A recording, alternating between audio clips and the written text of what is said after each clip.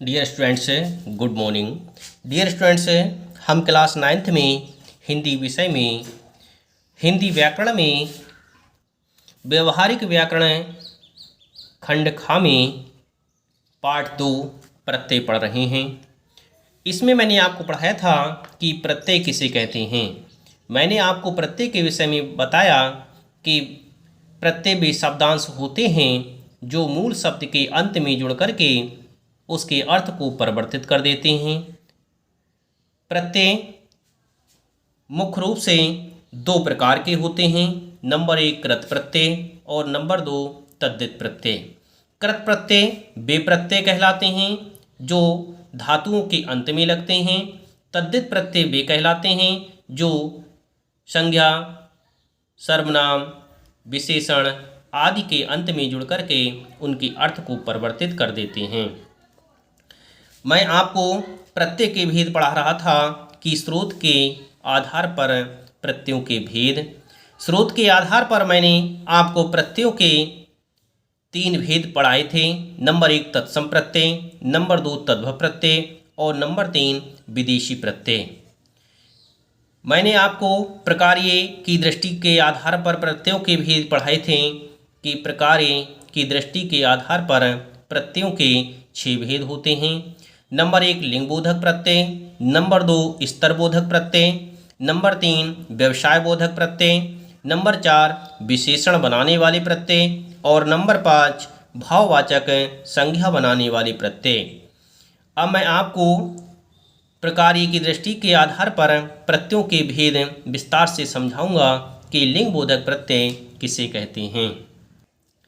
लिंगबोधक प्रत्यय इन प्रत्ययों के प्रयोग से जातिवाचक संज्ञा शब्द स्त्रीलिंग या पुल्लिंग बनाए जाते हैं। कहने का तात्पर्य यह है कि यह प्रत्यय जातिवाचक संज्ञा शब्द को स्त्रीलिंग व पुल्लिंग बनाने के लिए इन प्रत्ययों का प्रयोग किया जाता है। जैसे संज्ञा शब्द पुल्लिंग में है सुनार, लुहार, नाई, धोबी, गायक, साधक, नायक और अध्यापक। गुड्डा, बुढ़ा, चोटी, लोटा, डिब्बा, हंस, मोर, शेर, चोर, यह सभी संज्ञावाचक शब्द हैं। इनमें यदि हम इन प्रत्यय, इका प्रत्यय, इया प्रत्यय, नी प्रत्यय आदि जोड़ देते हैं तो नए शब्द बनते हैं सुनारिन, लुहारिन, नायन और धोबिन। धोबी में यदि इन प्रत्यय जोड़ेंगे तो धोबिन बनेगा। नाई में इन प्रत्यय जोड़ेंगे नायन बनेगा। लोहार में इन प्रत्यय जोड़ेंगे लोहारिन बनेगा। सुनार में इन प्रत्यय जोड़ेंगे तो सुनारिन बनेगा। इसी तरह से गायक शब्द में यदि इका प्रत्यय जोड़ते हैं तो नया शब्द बनता है गायिका। साधक शब्द में इका प्रत्यय जोड़ते हैं तो नया शब्द बनता है शादिका। नायक शब्द में यदि इका प्रत्यय जोड़ते हैं तो शब्द बनता है नायिका। अध्यापक शब्द में यदि इका प्रत्यय जोड़ते हैं तो नया शब्द बनता है अध्यापिका। यदि हम इस अध्यापका शब्द में प्रत्यय छांटेंगे तो अध्यापक अलग हो जाएगा और इका अलग हो जाएगा। यह इका ही प्रत्यय कहलाता है। गुड्डा में यदि इया प्रत्यय जोड़ते हैं तो नया शब्द बनता है गुड़िया। बुढ़ा में यदि इया प्रत्यय जोड़ते हैं तो नया शब्द बनता है बुढ़िया। चोटी में यदि इया प्रत्यय जोड़ते हैं तो बनता है चुटिया। लोटा में यदि इया प्रत्यय जोड़ते हैं तो नया शब्द बनता है लुटिया।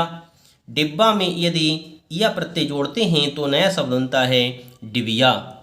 इसी तरह से हंस में यदि नी प्रत्यय जोड़ते हैं तो नया शब्द बनता है हंसिनी। मोर में यदि नी प्रत्यय जोड़ते हैं तो नया शब्द बनता है मोरनी। शेर में यदि नी प्रत्यय जोड़ते हैं तो नया शब्द बनता है शेरनी। चोर में यदि नी प्रत्यय जोड़ते हैं तो नया शब्द बनता है चोरनी।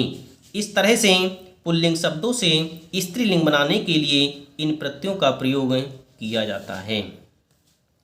संज्ञा शब्द स्त्रीलिंग। स्त्रीलिंग में प्रत्यय जोड़ करके किस तरह से हम पुल्लिंग शब्द बनाते हैं। भैंस में यदि आ प्रत्यय जोड़ते हैं तो नया शब्द बन जाता है भैंसा। मौसी में यदि आ प्रत्यय जोड़ते हैं तो नया शब्द बनता है मौसा। बहन में यदि आई प्रत्यय जोड़ते हैं तो नया शब्द बनता है बहनोई। ननद में यदि ओई प्रत्यय जोड़ते हैं तो नया बनता है नंदोई।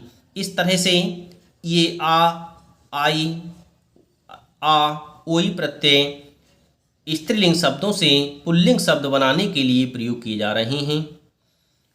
नंबर 2, स्तरबोधक प्रत्यय। अभी मैंने आपको लिंगबोधक प्रत्यय पढ़ाए थे, अब मैं पढ़ाऊंगा कि स्तरबोधक प्रत्यय किसे कहते हैं।